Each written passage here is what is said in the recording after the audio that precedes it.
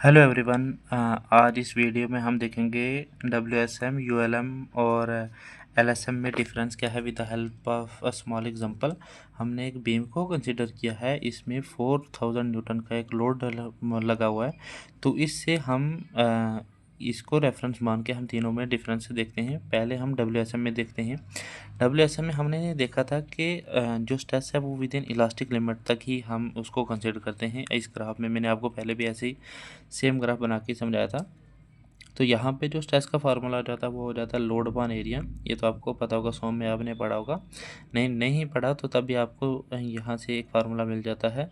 यह आ गया sigma stress is equal to load upon area. तो लोड हमारे पास 4000 था और हमने जो स्ट्रेस लिया वो हमने लिया 20 न्यूटन पर एम एम स्क्वायर।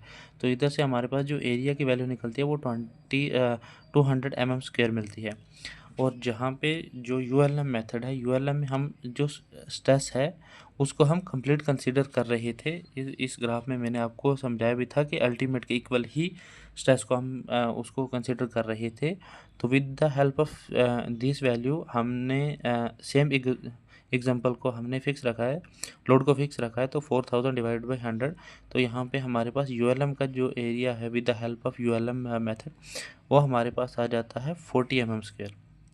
और सेम अगर हम यहाँ पे क्या करते हैं कि अगर हम जो एलएसएम मेथड है, एलएसएम मेथड में हमने जो इसको स्ट्रेस को कंसीडर किया है वो हमने किया है 50 न्यूटन पर एम एम स्क्वायर। क्योंकि ये दोनों के बीच के, क्योंकि जो डब्ल्यूएसएम था वो अनइकोनॉमिकल सेक्शन बन रहा था, उसमें हैवी एरिया आ रहा था क्योंकि 200 एम एम स्क्वायर एक हैवी सेक्शन बन जाता है और अनइकोनॉमिकल बन रहा था।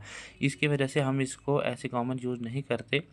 जो डब्ल्यूएसएम मेथड का डिज़ाइन है वो आज भी यूज़ होता है, लेकिन वो गवर्नमेंट के स्ट्रक्चर में रोड ब्रिजेस वगैरह में यूज़ होता है।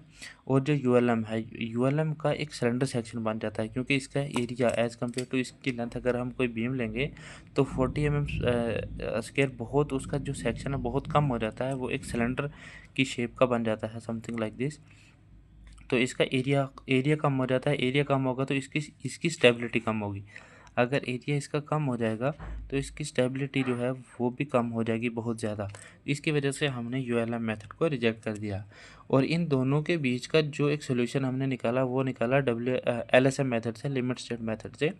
उसमें हमने स्ट्रेस को कंसीडर किया, ना हमने 20 कंसीडर किया ना हमने 100 कंसीडर किया, दोनों के बीच का कंसीडर किया 50।